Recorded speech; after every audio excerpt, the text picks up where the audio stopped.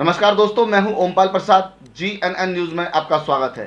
जैसा कि हर खबर से हम आपको रूबरू कराते आए हैं, वैसे ही आज हम आपको लेकर चलते हैं एक खास खबर की ओर। इससे पहले हम आपको बता दें, GNN न्यूज़ अगर आप YouTube पर देख रहे हैं तो लाइक करना, सब्सक्राइब करना, बेल आइकन बजाना ना भूलें ताकि हर खबर से आप रह सकें अपडेट। 10 मजदूर संगठनों के नेतृत्वगण और इस मौके पर दिल्ली के डिफरेंट सेक्टर में काम करने वाले बहादुर साथियों, बहनों और भाइयों, आज का प्रदर्शन पूरे देश में 10 मजदूर संगठनों के आह्वान के ऊपर हर शहर में, हर कस्बे में, हर गांव में, जहां पर भी हमारा 54 करोड़ देश का कामगार जो देश का निर्माण करता है, वो अपने ऊपर जो सरकार के भारी कठोराघात हो रहे हैं, हमारे हकों के ऊपर हमले हो रहे हैं, उनको बचाने के लिए पूरे देश के अंदर हम अपनी रोज को, अपनी आवाज को बुलंद कर रहे हैं कि हमारे द्वारा चुनी हुई सरकार, ये भाजपा और एनडीए के सरकार, जो उन्होंने हमारे से वायदे किए थे, उन वायदों को भूलकर वो पूंजीपतियों के इशारे के ऊपर देश के संविधान को चेंज करने जा रहे हैं। जो लोकतंत्र है, उस लोकतंत्र को खतरा है। जो गणतंत्र है, उसके ऊपर खतरा है। जो हमारा संविधान कहता है, उसको मानने से सरकार जो हमारे हाथ से चुनी हुई है, वो इनकार कर रही है। हमारा संविधान कहता है कि देश के हर नागरिक को सम्मान से जीने के लिए उसको नौकरी, दो हाथ को काम मिलना चाहिए, उसको जिंदा रहने के लिए डिसेंट वेज मिलना चाहिए। देश के अंदर गरीबी और अमीरी के अंदर जो खाई है, उसको कम करना चाहिए और देश के अंदर नागरिक को फ्री बीमारी का इलाज कराने के लिए सरकार द्वारा हॉस्पिटल बनाने चाहिए। देश के बच्चे को देश का भविष्य बनाने के लिए हायर क्लासेस तक फ्री एजुकेशन सरकार जो इलेक्टेड गवर्नमेंट है, हमारे हाथ द्वारा उनके मैनिफेस्टो में लिखा है, वो एजुकेशन, स्कूल, कॉलेजेस इनको बनाने चाहिए। परंतु दोस्तों, जो बुढ़ापे का सहारा है हमारे देश के अंदर, जो 60 साल से ऊपर की उम्र का, जिसके शारीरिक क्षमता कम हो जाती है, 40-45 साल अपने जीवन को निर्वाह करने के लिए जो मेहनत करता है, उसको जिंदा रहने के लिए बुढ़ापे का सहारा, ये हम नहीं कह रहे हैं, ये हमारा संविधान बोलता है, ये सरकार का मैनिफेस्टो बोलता है कि उसको सोशल सिक्योरिटी के नाम पर उसको बुढ़ापे की पेंशन मिलनी चाहिए। परंतु बड़े दुख की बात है कि सरकार ने अपने वायदों को भूल गए हैं और अडानी और अंबानी को पूरा देश उनके हवाले कर रहे हैं। अभी हमारे 10 मजदूर संगठन, हम पिछले कई लगातार जब से ये एनडीए गवर्नमेंट आई है, तब से हम ये मोदी जी को बताना चाह रहे हैं कि आपने कहा था मैं एक गरीब फैमिली से आया हुआ प्रधानमंत्री बनाऊं। देश की गरीब जनता जो 80 करोड़ बिलो पॉवर्टी लाइन है, जिसके पास 2 टाइम का खाना नसीब नहीं होता है, पक्की नौकरी और डिसेंट वेज और घर, और वो उनके सपने, वो तो उनके सपने हैं, उनको पूरा करना सरकार की जिम्मेवारी है। परंतु सरकार हमारे डिफेंस के कारखाने, जो 41 फैक्ट्रियां हैं, जिसके अंदर हम देश की रक्षा के लिए तोप, गोले और बारूद बनाते हैं, वहां पर हमारी चेन गनें बनती हैं, ये 41 फैक्ट्रियों को अंबानी बंधुओं को बेचने जा रही है। और उसके अंदर 80,000 कर्मचारी, जो सरकारी कर्मचारी है, जिसके हाथ में डिसेंट जॉब है, उसकी नौकरियां जाने वाली हैं। उनका ऑर्डिनेंस फैक्ट्री बोर्ड को भंग कर दिया गया है और उसको कॉर्पोरेट बनाने के लिए तैयारी शुरू हो गई है। सिमिलर वे में हमारे कोल खदानों में काम करने वाले मेहनतकश मजदूर, जो नीचे कोल माइन से कोयला निकालते हैं, जो बिजली का उत्पादन करते हैं, बिजली बनती है, हमारे देश के अंदर जो चकाचौंध है, ये उन गरीबों का खून और पसीने की कमाई से होता है।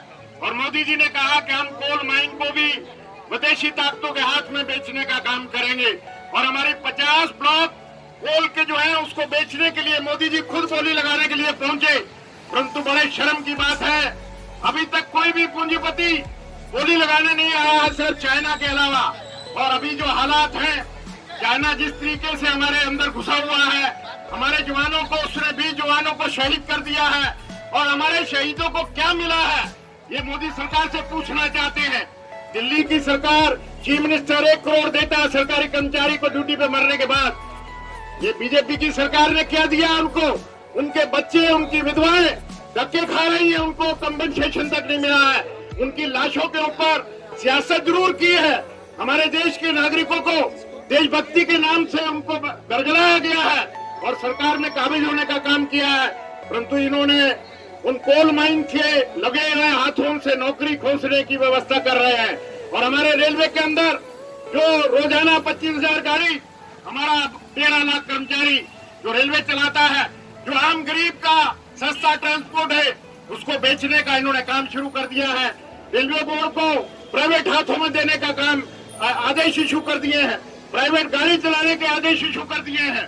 और हमारे इस कोविड के अंदर जिसका हम यहाँ पर ख्याल रख रहे हैं, कोई सरकारी हॉस्पिटल को छोड़ के कोई प्राइवेट हॉस्पिटल बताएं जिसने इस आपदा के अंदर खुद ऑफर किया हो कि हम देश के नागरिक का जो कोविड-19 से अफेक्टेड है उसका बिना पैसे के इलाज करेंगे, फ्री इलाज करेंगे। कोई हॉस्पिटल का एक नाम हमारे को मोदी जी बताएं।